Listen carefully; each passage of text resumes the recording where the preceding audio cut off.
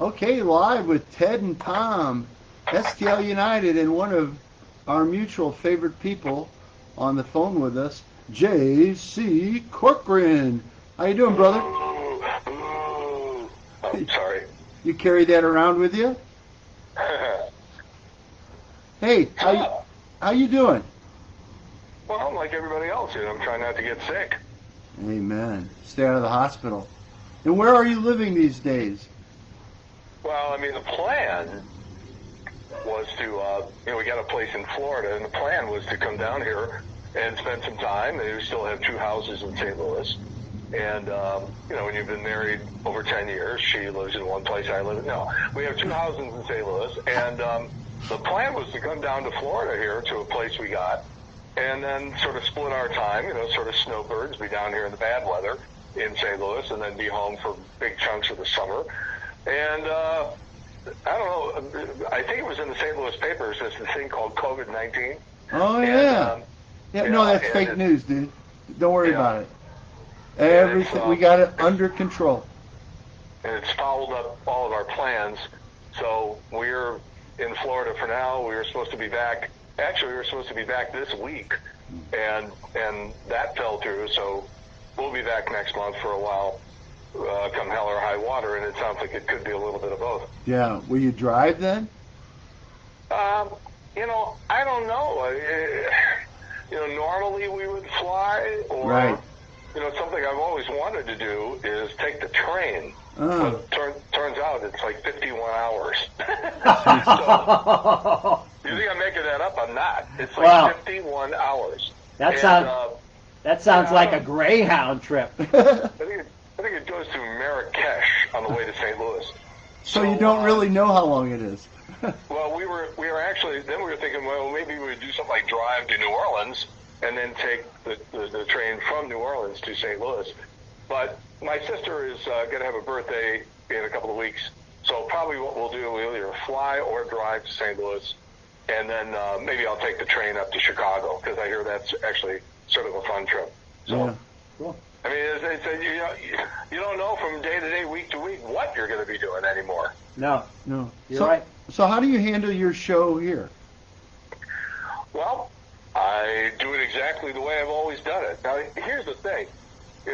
I've been living in Florida for the most part for the last couple of months. Yeah. And, what I do is I come out in the morning, I come into my studio, I got a whole studio built here, and, I power everything up. I do my about 45 minutes to an hour of prep work. And while I'm doing that, I have channel 2 on one monitor, I have channel 4 on another monitor. So while I'm prepping, I'm actually listening to the St. Louis news and seeing if there's anything that I missed from the previous day. When I'm out in the car, I have, apps that will allow me to listen to St. Louis radio. So I will listen to that frequently while I'm out driving around. And so it's like one of those deals where, except for the weather and the palm trees, there's really not that much different. I mean, half of what people are listening to in St. Louis now these days, anyhow, is not coming from St. Louis. Yeah. And they're not even doing, the amount of work that I am to stay current with what's happening in St. Louis. So, but with frequent trips back and with the news on all the time, I mean, sometimes I'll have channel 2 on all day here on the computer. And then I have channel 4 on periodically if there's the weather situation. Like, I'll talk to Dave and I'll say, hey, do we need to break in here or do a weather update? And, sometimes we'll do that. And, hopefully people appreciate all this. When you say Dave, that's Dave Murray, who's probably the best meteorologist we've ever had in St. Louis, in my opinion. Yeah. Yeah, I sure missed his live hits with you, JC. Yeah, every once in a while I will just ask Dave, do you miss it? And the answer is a resounding no. Yeah. It's sort of interesting because when he retired, he had dinner with his wife at the dinner table for the first time since they've been married. Wow. Well, except for a couple of vacations and stuff like that. Good for him. But outside of vacations, he had never had a situation like that. Was never able to just sit around and watch primetime TV or, put his feet up and watch a Cardinal game or a Blues game or something like that. So it's, it's a set of new experiences for him, and he's very, very happy right now. I'm happy for him. Yeah. Okay, Ted's got a couple questions. I'm going to let him loose. Before he does, though, ding, ding, ding, breaking news.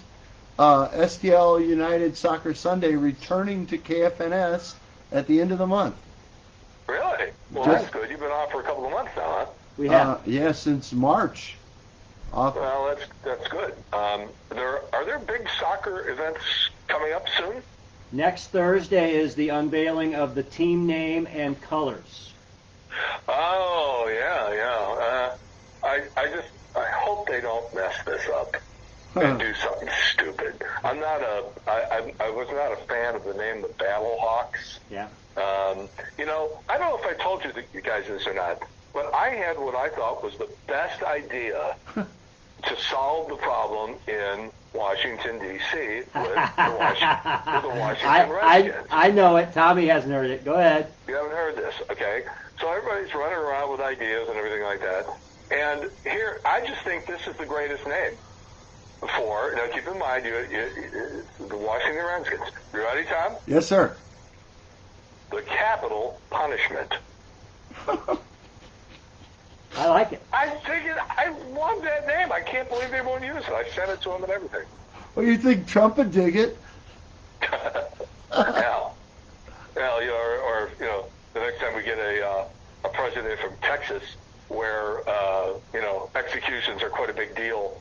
Actually, in Florida, too. Executions they don't mess around. It's like you look guilty, they fry you, and they ask questions later. Wow. Well, they were, they execute guys pretty fast down here. Down in Florida, they have an electric couch. Do you have another show after this one or what? Come on, man. Everybody. Try the veal. Tip your waitress. All right, Ted, go ahead. All right. So in the vein of your very great advice from Oprah, ask what you want to know. Oh, yeah. Okay. So here's my question. First of two main questions I want to ask you this evening. All right. So you and Tom are two individuals I've become friends with that have influenced me on the music side. You have to understand, I was given a clock radio by my sister, and she said, hey, I preset it for this guy, Jim White.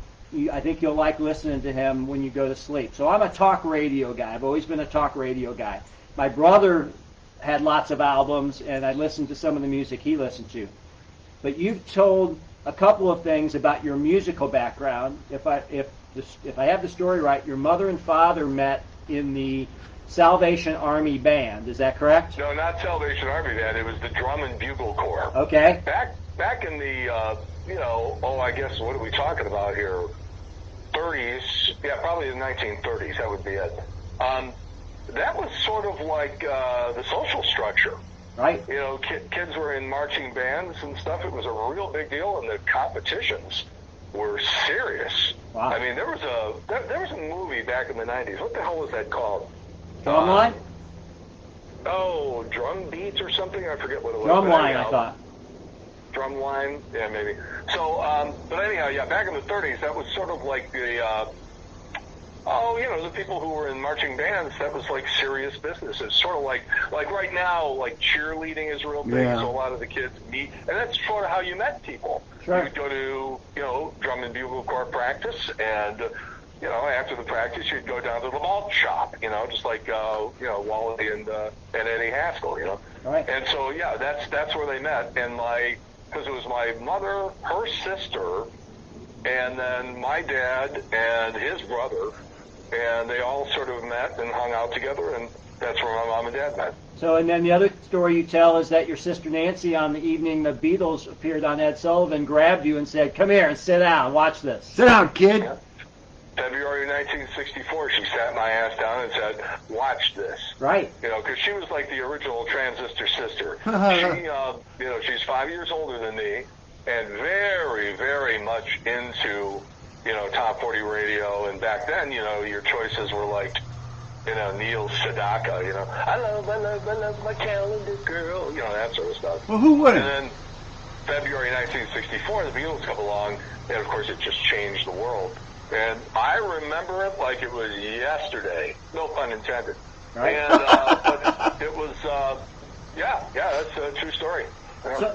So talk to me a little bit about why you loved music so much. What gripped you? Because you're the guy, for me, that shares music history, rock and roll history with me. I know about rock and roll and music history from listening to you since you hit St. Louis back in the early 80s. Well, I will tell you something that will probably surprise you. I was very late to the party on music. Very late to the party. I was into radio, and the music was sort of like, okay, that's there and everything, and I like the songs and everything, but I was more into the radio part of it, into the, what do you say, what do you do, how do you get a job? Okay, wait. Okay, I got to interrupt here. Back up. So when you're a kid listening to WLS or whatever you're listening to, you're listening to how the guys are doing what they're doing. Exactly. But, I mean, I liked the music and everything, but that's not why I was there. I was there to hear these larger-than-life, this was a, 50,000 watt station. Yeah. It's 44 states at night. The best radio there was on WLS and WCFL when I was a kid in the 60s. And so I was really hearing the best that there was in the nation. I mean, I'm sure there were good guys in New York and Los Angeles and San Francisco and other cities, but there was just something, you got to remember, New York on the coast, San Francisco on the coast, L.A. on the coast, but, in the middle of America, 50,000 watts, like I said, 44 states at night, you can't do that in L.A., you can't do that in New York or Boston or San Francisco, because half of your signal is going out into the ocean. Yeah. So I really think that I was hearing the best guys there were. Excuse me. So, do you ever go to a grocery store and have to cough? Yeah. Wow, man, oh man, it's like, people look at you like, somebody said, a woman posted the other day, she said, I had a mask on at the grocery store the other day, and I coughed really hard, and I felt like a boob fell out. Everybody just stared. So anyhow, yeah, I was very much into what was being said and how it was being done and how songs were being rotated and how promos were being done and how, the appearances and just like all of the mechanics of radio.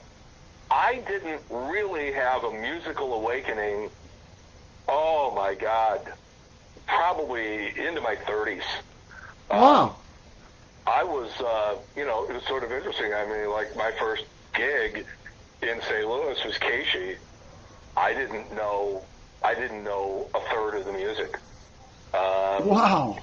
I was very late to the party. I learned everything that I know about music from, probably, college on, especially at 19, 20, 21. I learned a little bit, but then I was back into that radio thing, into that top 40 thing. See, everybody in college is into underground FM. Right. What's the newest thing? Right. What's the underground thing? What's the alternative thing? Yeah. And I wasn't. I was into Love Grows Where My Rosemary Goes. Right. And I was. Where does she go? I was quite ostracized by my compadres in college radio. They thought I was a big loser.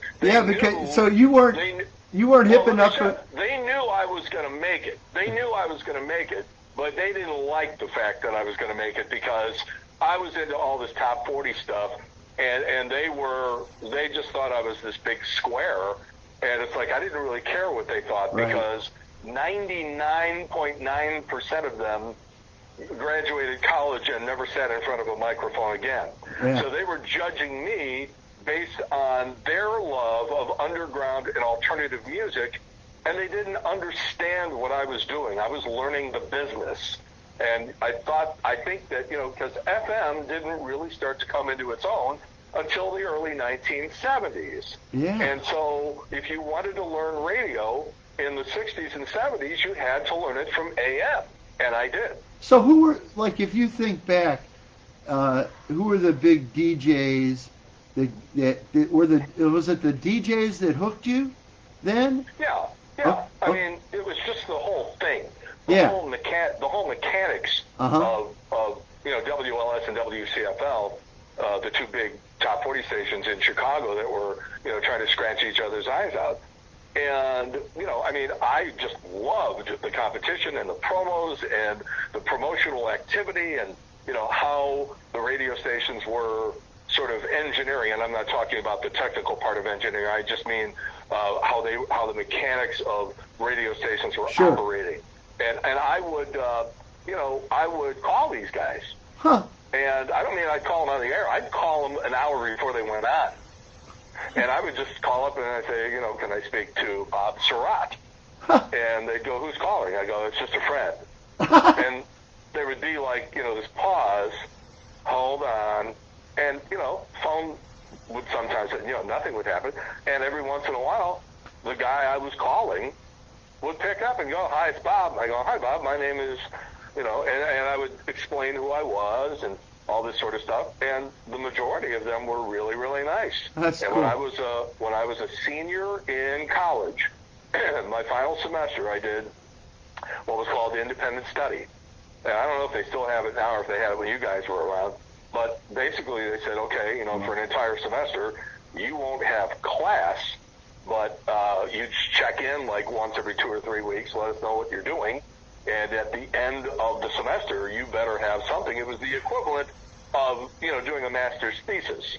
Not anywhere near as difficult as that, but it was the concept was the same. In other words, you're on your own, and at the end of the semester, you better hand in something that is going to blow our doors off.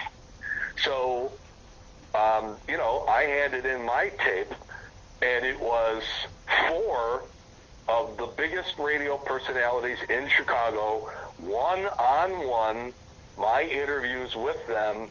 And as I often say, it's not just getting the interview, it's getting them to say or do something in that interview. Amen. Because I see all these people, doing interviews like, well, tell me about the movie. Right. And it's like, that's not a question, okay? You have to say something about, I heard when you did this movie, you broke your big toe. Yeah. Are you just a natural klutz, or was it something? And they'll just start talking. They'll start laughing. Right. I had Al Franken. He was laughing so hard. The first 30 seconds of the interview, he just was laughing because he walked in, and I don't know if you remember this or not, but he walked in and I said, right now, please welcome blah, blah, blah, blah, blah, blah, blah, blah, blah, just some basic information about him. And I said, and one half of the comedy team that waved the same. And I don't know if you remember this or not, Yes. but Al Franken used to be part of a comedy team, Al Franken and Tom Davis. Tom Davis Oh, used to yeah, be that's on right. Saturday Night Live. Yeah. And one Team time that they weighs went the on same. Letterman. They would always come on and do something unique. Yeah. They wouldn't tell jokes. They would do some sort of shtick. And one night they came out. This was probably like 1984 or something. And they walked out. Now Al Franken is sort of squatty, and Tom Davis was tall and thin. Yes. And somehow they realized that even though they were completely different body types, they weighed exactly the same. And so they billed themselves as the comedy team that weighs the same. Well, I guess it had been a very, very long time since Al had even thought about that. And so when I busted that out in the introduction, he started laughing and he wouldn't stop laughing. So, it's you can't just say, hey, look, here we are with Kevin Costner. Dig that! Yeah. Because nobody cares, especially now when it's like, you walk around, it's like you got freaking Mary Hart in your ear. No matter what you do, there's entertainment stuff everywhere. Yeah. So it's even harder to do now to do something that stands out. Hey, you talk about preparation for the Al Franken. I don't know if this is the same event, but you did I think it was a book signing with him at at the Library Limited in Clayton. Yeah, and I came to it, and he had something stuck in his teeth, and he was using like anything he could find to dislodge that. Right. Well, he was taking bookmarks and sticking in his teeth. Here's something you need to know about Al Franken. I thought he was a brilliant politician. He's a brilliant guy. I mean, he's Harvard. Yeah. He's a brilliant politician. He got screwed. There's no way that what he did should have caused him to resign. Agreed. He knew how to ask a question in a Senate investigating committee. He would make guys squirm, and that's what you're supposed to do. But he is a whiny little bitch. Yeah. He is insufferable to be around. And it wasn't just me, because for a brief period of time, my sister was doing that thing where you pick up celebrities at the airport, and then you take them around to their book signings and their radio appearances and their TV appearances and stuff. And she had Al Franken, and he was exactly the same with her. Wow. Either that, or he just treats people with the name Corcoran like that. Well, not me, because when I was at your event, I happen to have toothpicks with me, because I've got ever since I got a, what do you call it, a crown, I constantly, if I eat anything, I get food prepped, so I always have these special kind of toothpicks. Those floss things. Special kind of tooth. Oh yeah, I've got those. Yeah, okay, so I had those, and I gave one of those to Al, and I could have gotten away with a lot that day with him. I don't know. But I'm telling you, he is not fun to be around at stuff. He's whiny and complains and all that. By the way, you mentioned dentists. I don't know. The last time I was at the dentist, the lady ahead of me, I overheard the conversation. The dentist examined her. He was looking in there. He said, "Okay, well, I got some bad news. You're going to have a root canal." And she said, "Oh my God, a root canal! I'd rather have a baby than a root canal." And he said, "Well, you better make up your mind, lady, because I have to adjust the chair." Boy, you know the most interesting professionals. I've noticed that about you. Okay, Ted's got another question. Okay, here's my other question. All right, so we've joked with you in the past about soccer. And one of two ways that I got to be aware of Tom, one was he started his radio career on Saturday mornings with a guy named Tom Mickler on a show called Mind Games. Okay? Wow. The other way... Almost 10 years ago, by the way. The other way was when there was a big soccer event, you would have Tom on your morning show to give you a little bit of a flavor for the World Cup. Yeah, it's just like I didn't grow up with soccer. I didn't grow up to have the appreciation that you guys, have for it. And I've made jokes about it, and in fact, when what was the Lori Kolupny? Sure. When Lori Kolupny came on to be in the studio with us once. With the Athletica. She came in, and you could tell that they had let her know ahead of time that I was not a fan of soccer. Oh. But I wasn't going to be mean to her, and I wasn't going to say your sport stinks. I was planning to be very nice to her and do with her what I would do with Tom. I invite you on. Make fun of me. Make fun of me. It asked me if people pee on me at the games. That's right. Yeah, I remember that. But I was, my intent. If I invite somebody on the show, my job is to make them sound as good as I can make them sound. You're very good at that. Unless your name is Bill O'Reilly. Yeah. But other than that, even when I had Laura Ingraham on, who's just a piece of... Anyhow, I still gave her the opportunity to say what she was going to say. Sure. And a lot of times you can just let them talk and they'll hang themselves with their own rope. Yeah. All right. So I was completely... she came in with a chip on her shoulder the size of Plymouth Rock, and it was not a pleasant conversation. And even after I was nice to her for the whole conversation, she still left. Yeah. Like she had been wronged or something. It's like, excuse me, I'm not a fan of soccer. But if I invited you into the studio, for God's sakes. So I don't know. But my question is, you grew up in an ethnic neighborhood, right? Yes. Why no soccer? I don't know. Maybe it was generational. I don't know. But, it was a predominantly Polish neighborhood. there were a very, very small handful of non-Polish kids. I mean, everybody was Polish, and I mean everybody. And everybody played baseball? Yeah, they all played baseball, and there wasn't much football. It was just all baseball and a little basketball, you know. Was there any soccer at your high school? Not that I can recall. Okay. Me either. Well, Tom's a South Side kid. Catholic. With this cradle of American soccer.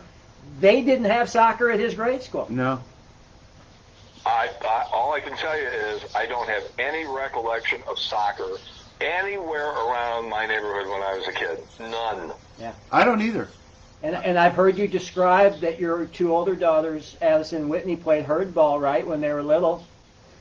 Yeah, I mean, that's what you do. And my 10-year-old now, she played for 2 years, and she was pretty good at it. She's little and she's fast. Sure. So, and she had fun. Yeah, that's the important thing. So here's a little transition. I'll let Tom tell the story after I set it up. Tom went to his high school reunion last year. It was a momentous one, 50th, let's just say that. 50th. And his buddies came up to him and asked him a question, and I'll let him take it from there. Okay, so I see all these guys, but first I'm going to tell you what Ted said, because it was my favorite response. So after it, the next day we did the show, and I asked everybody, well, what do you think? Question they asked me, and people mumbled something, and Ted goes, "Got any?" I thought that was the best one. But no, the real question was, what the F do you know about soccer? And if we would have kicked you a ball in high school, you would have shot it at a basket, and that's probably still true today. But I didn't get turned on until '94. Sally and I had the kids at one of Sally's meetings in Orlando, and it was World Cup '94 event city, and it's trust me, you would have loved it. It was hey, just. Well, look, let me just tell you something. When I can't remember the events, what the names were and everything like that. But that thing about, what was it, maybe 3 years ago, about 2 years ago, where the women were playing on a Sunday morning, we went down to the Grove, and there was a bar, and I mean they were showing the soccer game on TV screens outside, inside, right. Every bar. This place was the entire neighborhood was packed. Yeah. And we went into one bar where they were showing it, and my daughter, who was 8 at the time, was the only child in the place. And people were just loving the fact that she was there. Oh, yeah. And so, this is, again, it's one of those things where I make a lot of jokes about soccer, but it comes right down to it. If there's like one of those, I'll give you for example.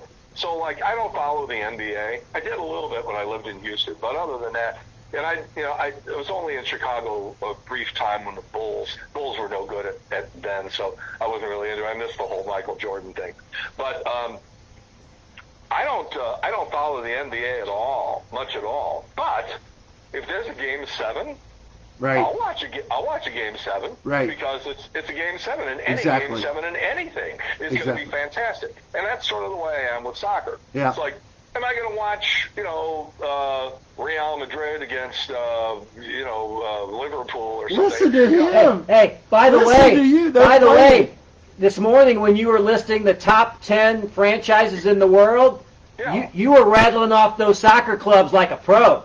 Well, I get paid to know things enough about it so that I don't embarrass myself or sound stupid. It's that Real Madrid.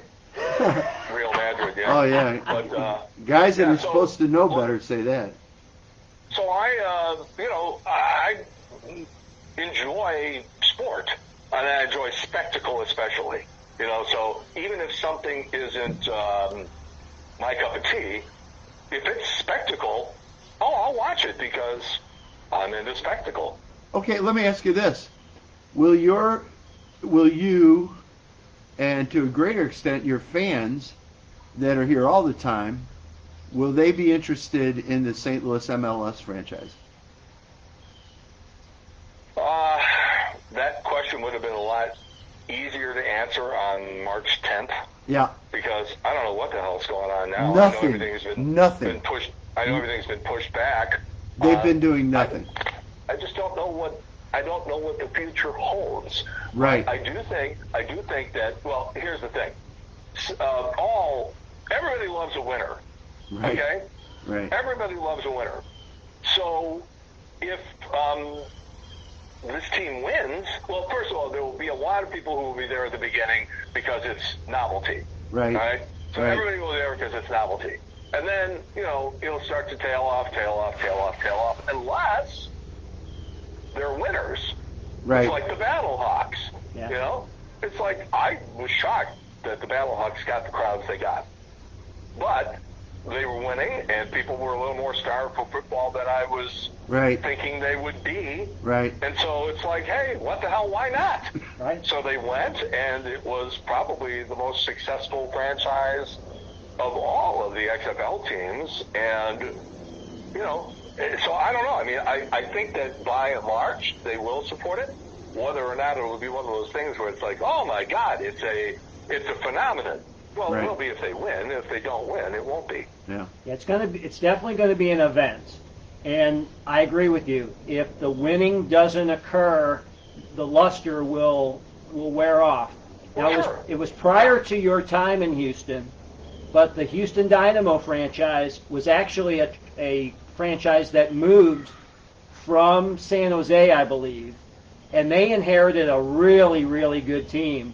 And the first 5 or 6 seasons that they were in Houston, they went to the MLS Cup 4 or 5 years and won several. Is that when Brad Davis? When I was in Houston, I lived there for about a year and a half. First of all, that stadium was beautiful. They built that stadium. God, that place was gorgeous. And it just appeared to me that 99% of the people who went to the games had some sort of pretty thick ethnic background. Yeah. Then again, that was what Houston was like anyhow. But, right. It was especially prevalent at the soccer games. So, but whatever, I mean, if it's successful, it's successful. Yeah. Yeah. I'm just curious about what the broader outlook is, because from my point of view, they sort of let a golden opportunity slip by not just pounding away at it. It strikes me, if you're trying to publicize anything, even if it's 3 years away, it's tomorrow, really, when you're talking about a professional sports franchise. And you got to build that interest on a continuing basis. Yeah, at least. Well, I'm fascinated by your outlook on the future, because I'm not as sure of what the future holds. I mean, it's one of those things where if we're able to resume anything close to a normal life in 3 years, I think we should consider ourselves fortunate. I just talked to somebody in St. Louis yesterday for quite a while who is very, very prominent in the concert promotion business. Mm. And he said that they are booking concerts for 2022. Wow. They're not even looking at 2021. Wow.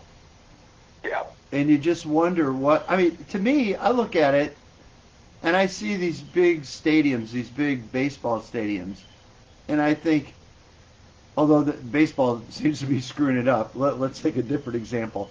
In England, these huge soccer stadiums that are empty, why can't you put a few people in?